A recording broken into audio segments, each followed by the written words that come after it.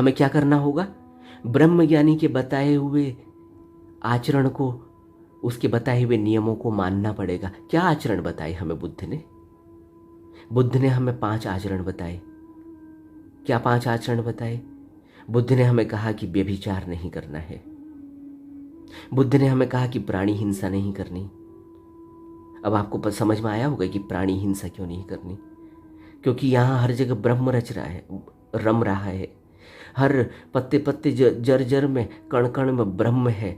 लेकिन शरीर को जिंदा रखने के लिए कम से कम में जिसमें शरीर जिंदा रह सकता है और जिसमें वो ब्रह्म लाइवली नहीं है।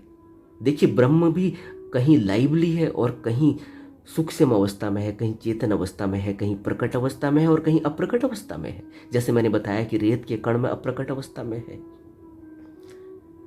रेत में वो चलाईमान, रेत में क्या दिखता है? कोई मूवमेंट होते हुए दिखता है रेत में कि रेत बोल रही है, रेत का कण बोल रहा है, रेत का कण नाच रहा है? होता है ऐसा? नहीं होता। और मुर्गी मुर्गी बोल रही होती है, और मुर्गी बोल ही नहीं रही होती है। मुर्गी में इतना सेंस भी है कि सुबह 5 बज गई है तो वह 5 बजते ही जो है एक बाँक लगाती है कि सुबह हो गई है, उठो। पहले लोग मुर्गे की बाँख से उठ जाया करते थे। वो कहते थे कि अरे सुबह हो गई, भोर हो गई है, तभी ये आवाज़ लगा रहा है। और मुर्गे की, और अगर मुर्गा और बकरी को और अच्छी तरीके से समझना है तो जहाँ किसी कसाई खाने में जाकर देखना, उस मुर्गी की आवाज़ को सुनना जिसको मारा जा रहा है, उसकी आवाज़ बिल्कुल अलग होती है।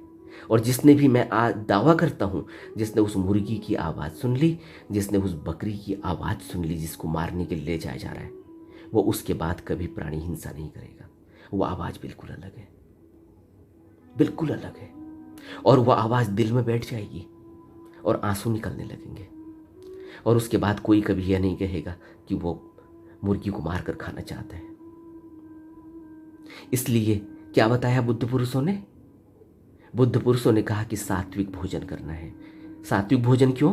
क्योंकि सात्विक भोजन, जब सीड पक जाता है, जब गेहूं का दाना पक जाता है, जब कोई फल पक जाता है, तो उस फल में जब वो पक जाता है तो उसमें ब्रह्म का वह रूप मनुष्य के अंदर जो ऊर्जा देता है, वह नेगेटिव ऊर्जा नहीं है, वो पॉजिटिव ऊर्जा है। वो ऐसी ऊर्जा नहीं है जैसे मुर्गी को मारकर खाया गया हो। और उसमें उतना इमोशन, क्योंकि जितना इमोशनल और जितने एक्टिविटीज होगी उतना ही ब्रह्म प्रकट रूप, और जितना ब्रह्म प्रकट रूप में होगा उतना ही उसके परिणाम, दुष्परिणाम भी होंगे जब वो शरीर में जाएगा। क्यों? क्योंकि वो इमोशन रिएक्ट कर रहे हैं। आप मेरी बात समझ रहे हैं? शायद नहीं समझ रहे। जब आप किसी मुर्गी को मारोगे, क्या रिएक्शन होगा?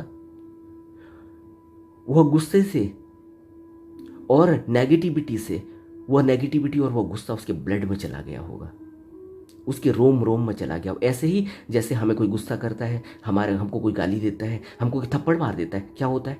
तुरंत मुंह काला हो जाता है या लाल हो जाता है, और तुरंत एक बॉडी में एक चिंगारी सी उठती है, एक गुस्सा उठता है, लगता है कि इसको अभी जो है इसको ठीक कर दूं। और क्या होता है? पूरे ब्लड में आपका डर बैठ जाता है, पूरे ब्लड में आपकी नेगेटिविटी छा जाती है, आपके रोम रोम में नेगेटिविटी और डर छा जाता है। और इसी ब्लड को, इसी मांस को वह व्यक्ति भूनकर या पकाकर खा रहा है। तो आप सोचो कि कौन सी ऊर्जा मिली? पॉजिटिव मिली या नेगेटिव मिली? कौन सी ऊर्जा मिली? और वह जो, जिसमें इतना इमोशन नहीं। अब गेहूं के दाने में इतना इमोशन नहीं। कहीं गेहूं का दाना कोई नाचता है, गाता है, कोई आवाज लगाता है, और जब पक जाता है तो गिरने ही वाला है जमीन में। अब वो गिरेगा, उसमें ऊर्जा, वह ब्रह्म की ऊर्जा अब उसमें अमूर्त रूप में है। मूर्त रूप में नहीं, मूर्त रूप में तो तब तक है जब तक वो हरा है, जब तक वो बढ़ रहा है, फल रहा है, फूल रहा है। लेकिन उसमें इमोशन नहीं, इमोशन बहुत कम है। वह अप्रकट रूप, प्रकट रूप में है लेकिन इमोशन नहीं है। जैसे जैसे इमोशन बढ़ते जाते हैं, प्रकटता उसकी, उसका ऐश्वर्य दिखाई देता है। इसीलिए क्या कहा? प्राणी मात्र में ब्रह्म झलकता है, कहा ज्ञानियों ने, संतों ने। इसलिए जब हम किसी सीड को खाते हैं, किसी फल को खाते हैं पके हुए को, तो उसमें से ब्रह्म की ऊर्जा इंटैक्ट होके बीज रूप में अब विद्यमान रहेगी, अप्रकट हो जाएगी, पूरी तरीके से अप्रकट हो जाएगी, जमीन में आ जाएगी। और ऊर्जा तो हर जगह है, आपने देखा ना, वही ब्रह्म की ऊर्जा फिर प्रकट हो जाती है उस बीज से। लेकिन जब हम उस बीज का भोजन करेंगे तो सबसे कम नेगेटिविटी हमें मिलेगी, क्योंकि वो स्वतः ही वह बीज गिर रहा है जमीन पर। या अगर हम उसको कच्चा फल भी तोड़ रहे हैं सपोज, या कोई कच्चे बीज को ही उस इकट्ठा कर रहे हैं, तब भी उससे कम उसमें इमोशन प्रकटता है, इमोशन है, इसलिए उसका कम से कम असर, नेगेटिव असर हमारी बॉडी में होता है। और वो बॉडी हम दोबारा से उसको पॉजिटिव कर लेते हैं अपने इस ब्रह्म की ऊर्जा से, जो हमारे सहस्त्रार में परम चेतन अवस्था में विद्यमान है। इसलिए कहा जाता है सात्विक भोजन। आज आपको यह भी पता चलेगा कि सात्विक जीवन क्यों कहा गया, सात्विक भोजन क्यों कहा गया, प्राणी हिंसा को क्यों मना किया गया, व्यभिचार को क्यों मना किया गया। क्योंकि जैसे मैंने कहा था अभी कि जैसे ही आप आंखों से नीचे आते हैं आपका मन वैसे ही वह जो जो रूप देखता है उन रूपों के प्रति दौड़ता है, तृष्णा जागती है। और जैसे ही वह किसी पर अपना इमोशन प्रकट करता है, उसकी चाहत हो चाहे ना हो, जैसे ही उसकी अगर चाहत नहीं है, उसके इमोशन को आपने हर्ट किया, तो क्या होगा, होगा यह कि आपकी ऊर्जा दूषित हो जाएगी। आप, अभी मैंने आपको 7 चक्रों की बात करी, किस चक्र में कौन सी ऊर्जा है। मैंने कहा मूल चक्र आपके जड़ में आपको इस जमीन से जोड़े हुए है, मूलाधार चक्र दोनों हिप्स के सेंटर पर, यहां से आप जमीन पर जुड़ते हो। दूसरी ऊर्जा जिससे आप इस पूरे जीवन का, यहां और जीवों का जीवन का निर्माण करते हो, बच्चे पैदा करते हो, इस ऊर्जा से ही अपना संसार बनाते हो। यह ऊर्जा बहुत नीचे की ऊर्जाएं हैं, इसीलिए बुद्धों ने मैथुनचर्य का निषेध कर दिया। और बुद्ध ने स्पेशली भिक्षुओं को कहा कि वो मैथुनचर्य न करे, क्योंकि मैथुनचर्य से संसार निर्मित होगा। संसार निर्मित होगा तो दोबारा से भावनाएं नीचे जमीन में आ जाएंगी, और सहस्त्रार में जो ऊर्जा जानी चाहिए, रुकनी चाहिए, वह ऊर्जा कहाँ आ जाएगी, सेक्स पॉइंट पर आ जाएगी। और कहाँ आ जाएगी, मूलाधार चक्र पर आ जाएगी, जड़ हो जाएगी, यानी जमीन से जुड़ जाओगे। तब जमीन में रेंगोगे, जमीन में रेंगोगे, जड़ हो जाओगे। क्या अर्थ है, मतलब इस संसार में जुड़ोगे।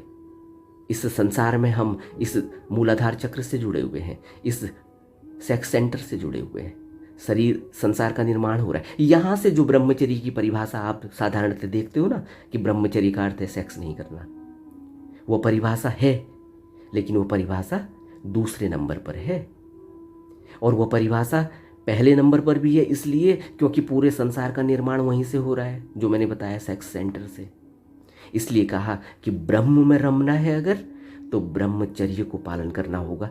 ब्रह्मचर्य का मतलब ब्रह्म में ही रमण करना होगा, ब्रह्म में ही चर्या करनी होगी।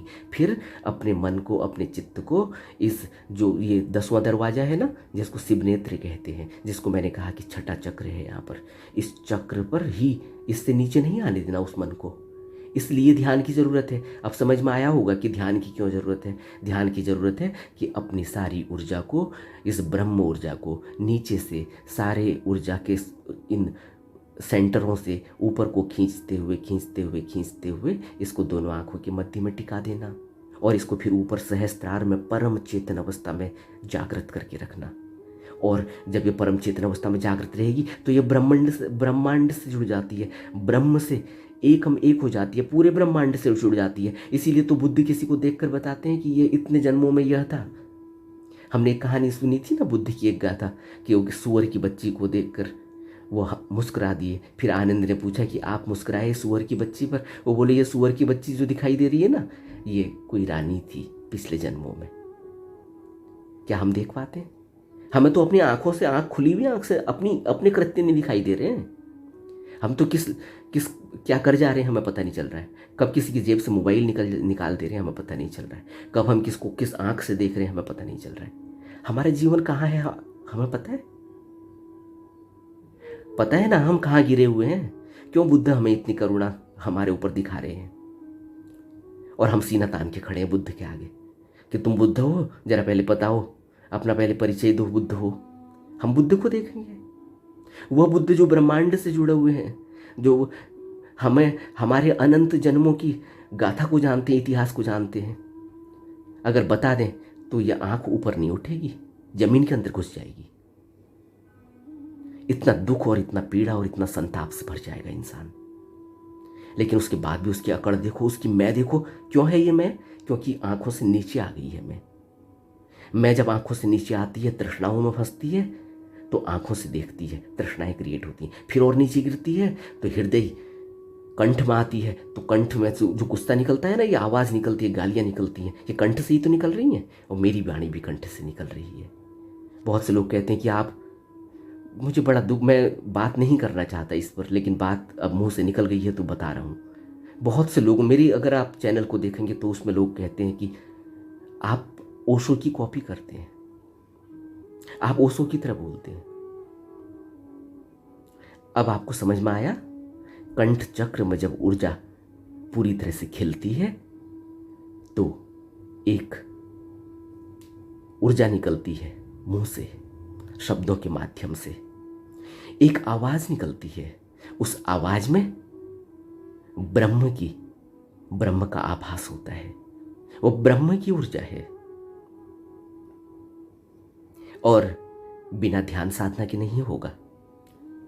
तो वह व्यक्ति जो खिलखिलाकर, वो कमेंट बड़े हंसने वाले हैं, मुझे तो हंसी आई, इसलिए मैंने उसका कभी उस बारे में कुछ कहा भी नहीं, हाथ ही जोड़े हैं, क्योंकि वो व्यक्ति अभी कहीं भी नहीं है। नीचे सेक्स सेंटर और मूलाधार चक्र अपने नीचे जमीन पर बैठे हुए हैं, जड़ में, तो इसलिए उनको भी पता नहीं चल रहा है। जिस दिन वह भी कंठ चक्र में आएंगे तो उनकी भी आवाज़ ऐसी हो जाएगी। फिर वो यह नहीं कहेंगे कि आप कॉपी तो कोई यहाँ कर ही नहीं सकता। किसी के कृत्यों को तो आप हाथ पांव से कॉपी कर सकते हो, लेकिन किसी ब्रह्म ज्ञानी की आवाज को कॉपी कर देना, यह कहना मूर्खता है। ब्रह्म ज्ञानी की आवाज को कॉपी नहीं किया जा सकता। और ओशो तो एक अलग ही व्यक्तित्व है, एक बुद्ध पुरुष है। उनकी हम कॉपी कर पाएंगे? तो जब हमें कोई ब्रह्म ज्ञानी मिलता है तब हमें पता चलता है, और तब हम ब्राह्मण होते हैं। ब्रह्म ज्ञानी ही ब्राह्मण है, इसको हमने पुराने वीडियो में कभी कहा है, उसको देखेंगे तो ब्राह्मण का अर्थ समझ में आएगा। तो बुद्ध ने हमसे कहा, जब ब्रह्म ज्ञानी हमें मिलता है तो क्या कहता है? सबसे पहले कि आपको आचरण फॉलो करने होंगे, नियम का पालन करना होगा, प्राणी हिंसा नहीं करनी होगी, व्यभिचार नहीं करना होगा, नशा नहीं करना होगा, चोरी नहीं करनी होगी, और किसी प्राणी को सताना नहीं होगा, मिथ्याचरण नहीं करना होगा, किसी को धोखा नहीं देना होगा, और क्या करना होगा? और अपने मन को एकाग्र और कंट्रोल करना होगा। कितना कंट्रोल करना होगा? कि यह मन नीचे इंद्रियों में, शरीर के द्वारा इंद्रियों का भोग न करने लग जाए। जैसे ये शरीर, जैसे यह मन शरीर में आता है और इंद्रियों के द्वारा भोग करता है ना, तो फिर ये नीचे फंस जाता है। जैसे मैंने बताया कि जब सेक्स सेंटर से भोग करेगा तब क्या करेगा? फंस जाएगा। कहाँ फंस जाएगा? संसार में फंस जाएगा, संसार का निर्माण कर लेगा। किसी लड़की का हाथ पकड़ लेता है कोई व्यक्ति, कैसे फंसता है आपको पता है? सबका यह अनुभव होगा किसी न किसी तरह का, और फिर संसार निर्मित होता है। अब वो कहाँ आके गिर गया आपको पता है? सहस्त्रार कहाँ है? सहस्त्रार कौन सा सेंटर है हमारा, और हम कहाँ आके गिर गए हैं? और इसीलिए सभी बुद्धों ने, चाहे वो बुद्ध कभी भी आए हों, चाहे वह बुद्ध आज से किसी भी समय पर आए हों, बुद्ध तो अभी 2600 साल पहले आए, इससे पहले भी न जाने कितने बुद्ध पुरुषों का जिक्र तो बुद्ध ने ही किया है। और उससे पहले हमारे हिंदू धर्म में, अगर हम हिंदू धर्म को पढ़ेंगे तो हिंदू धर्म में तो न जाने कितने पुराने ऋषि मुनियों का जिक्र है, कितने बुद्ध पुरुषों का जिक्र है। तो उन्होंने सभी ने आचरण बताए, और उन्होंने सभी ने ब्रह्मचर्य का पालन करने को कहा। पालन जब हम कहते हैं तो फिर हम आते हैं कि यह नीचे के जो सेंटर हैं, जो ऊर्जा क्षेत्र मैंने बताए अभी, सेक्स सेंटर पे से पूरा संसार निर्मित होता है। और जैसे ही हम यहाँ फंसते हैं, यह मन फिर यहीं फंसा रह जाता है, फिर यहाँ से ऊपर नहीं आता। और मन, ये जो हमारा चित्त है ना, यही परम चित्त और परम चेतन होकर ब्रह्म से लीन होता है। इसीलिए तो यह सहस्त्रार से नीचे आता है, और सहस्त्रार से नीचे आता है तो वो ऊर्जा दूषित होने लगती है। और जैसे जैसे वो इंद्रियों के रास्ते, हमारे शरीर में आपको पता है कि 9 इंद्रियों के द्वार हैं। 2 आँख हैं, 2 कान हैं, 2 नाक के छिद्र हैं, 6 हो गए, 1 मुंह 7, और 2 नीचे के द्वार हैं, सेक्स सेंटर, और उससे नीचे मल द्वार। 9 इंद्रियां हैं। इन 9 इंद्रियों से यह मन फैलता है संसार में और संसार का निर्माण करता है, और हम यहीं फंस जाते हैं। और हम यहाँ से ऊपर कभी सहस्त्रार तक नहीं जा पाते। और फिर हम कहते हैं कि हम बहुत बड़े ब्रह्मज्ञानी हैं, हम तो ब्राह्मण हैं। और फिर हम कहते हैं कि हम तो फलाने फलाने संप्रदाय के हैं, हम तो यह मानते हैं, हम तो वह मानते हैं। हम क्या मानते हैं? यह ऊर्जा किसी संप्रदाय से तो जुड़ी हुई नहीं है, यह ऊर्जा तो किसी शब्द से जुड़ी हुई नहीं है। इसलिए इसको निशब्द कहा, इसीलिए इसको निअक्षर कहा, इसीलिए इसको नेति नेति कह दिया, इसीलिए इसको अनाम कह दिया। इसका कोई नाम ही नहीं है। तुम जो नाम देना चाहो तुम्हारी मर्जी, अपने प्यार से जो भी नाम दे दो, सब प्यार के नाम हैं। प्यार से ब्रह्म कह दो, प्यार से राम कह दो, प्यार से कृष्ण कह दो, प्यार से बुद्ध कह दो, प्यार से राधा कह दो, प्यार से कृष्ण कह दो, प्यार से रुक्मणी कह दो, जो कह दो, प्यार से अपना ही नाम कह दो। आप भी तो ब्रह्म ही हैं, हम सभी तो ब्रह्म हैं। यह ब्रह्म की परिभाषा है। आज मैंने ब्रह्म की परिभाषा ही आपको बताई है। अब हम ब्रह्म के बारे में, जब ब्रह्म के आचरण की बात करेंगे तो उसमें बहुत सारे प्रश्न पैदा होते हैं। इन प्रश्नों की एक पूरी लिस्ट है कि ब्रह्मचर्य कब तक करना चाहिए। तो इस प्रश्न का उत्तर है कि ब्रह्मचर्य का मतलब है कि ब्रह्म में रमना, ब्रह्म में रमण करना, ब्रह्म में आचरण करना। यह तो जब से भी यह मनुष्य शरीर मिलता है और जब तक भी शरीर मनुष्य छोड़ता है, तब तक ब्रह्मचर्य में ही रहना चाहिए। ब्रह्मचर्य अच्छा है या बुरा? ब्रह्मचर्य तो अच्छा ही है, ब्रह्मचर्य में तो बुरा कुछ भी नहीं। ब्रह्मचर्य का अर्थ है उस परम चेतन अवस्था, उस ऐश्वर्य में अब हम रुके हुए हैं, उस ऐश्वर्य से हम जुड़े हुए हैं, उस ऐश्वर्य में हम लीन हैं, हम अपनी इंद्रियों में नहीं फंसे हुए हैं। इसलिए ब्रह्मचर्य अच्छा ही है। फिर अगला प्रश्न है, इससे बनता है कि ब्रह्मचर्य का असर कितने दिनों में दिखने लगता है। जैसे ही ब्रह्मचर्य का पालन करने लगेंगे, ऊर्जा जैसे ही ऊपर की तरफ आने लगेगी। जैसे मैंने बताया कि 7 सेंटर हैं। अगर सेक्स में ही कोई आदमी पूरी ज़िंदगी सेक्स में ही फंसा है तो वह आदमी को कितना टाइम लगेगा। अब आप समझ सकते हैं कि जैसे ये प्रश्न है, ब्रह्मचर्य का असर कितने दिनों में दिखने लगेगा। कोई आदमी सेक्स सेंटर में ही अटक गया, उसकी पूरी ऊर्जा सेक्स पे ही अटकी हुई है, उसे हर जगह सेक्स ही दिखाई देता है, उसे हर जगह मैं ही दिखाई देता है, उसे हर जगह कामना और वासना ही दिखाई देती है। आप समझते हो कि यह व्यक्ति ब्रह्मचर्य को समझ पाएगा? ब्रह्मचर्य तो सहस्त्रार्थ पर जाके प्रकट होता, खिलता है। आंखों के बीच में आकर ब्रह्मचर्य का असर दिखाई देता है। ये जो है ना प्रश्न कि ब्रह्मचर्य का असर कहाँ दिखाई देता है, कब, कितने दिनों में दिखाई देता है, जैसे ही हम दोनों आंखों के मध्य में आएंगे, यहाँ ब्रह्मचर्य का असर दिखाई देगा। इससे पहले नहीं दिखाई देगा, क्योंकि इससे पहले तो 9 इंद्रियां हैं, जैसे मैंने भी बताया। इंद्रियों के द्वारा फिर संसार में मन फैल जाएगा, फिर कोई अच्छा लगने लग जाएगा, फिर हम किसी को हाथ पकड़ लेंगे, फिर हम कुछ करने लग जाएंगे, इंडस्ट्रियां लगाने लग जाएंगे। अगला प्रश्न आता है कि ब्रह्मचर्य में क्या नहीं करना चाहिए। ब्रह्मचर्य में तुम जो मर्जी करो, लेकिन ब्रह्मचर्य में अपनी उस ऊर्जा को जो सहस्त्रार से जुड़ी हुई है उसको पकड़ कर रखना, अपने मन को उस ऊर्जा से जोड़े रखना जो सहस्त्रार में परम चेतन अवस्था है। अपने मन को शुद्ध करके रखना, यही करना है ब्रह्मचर्य में। क्या नहीं करना है? तो वह नहीं करना जिससे मन अशुद्ध हो जाए। मन अशुद्ध कैसे होता है? जब हम वासनाओं की, तृष्णाओं की, कामनाओं की, मिथ्याचरण की, प्राणी मात्र की हिंसा, इसको छीन लूँ, इसका झपट लूँ, इसका चुरा लूँ, जब हम यह करते हैं ना, तब हम फिर जो है फंस जाते हैं, तब हमारा मन दूषित हो जाता है। इसलिए ब्रह्मचर्य में यह नहीं करना चाहिए कि मन दूषित हो जाए। अगला कि ब्रह्मचारी के क्या लक्षण है। ब्रह्मचारी के लक्षण यह है कि वह अपने आँखों के दोनों मध्य भाग पर जो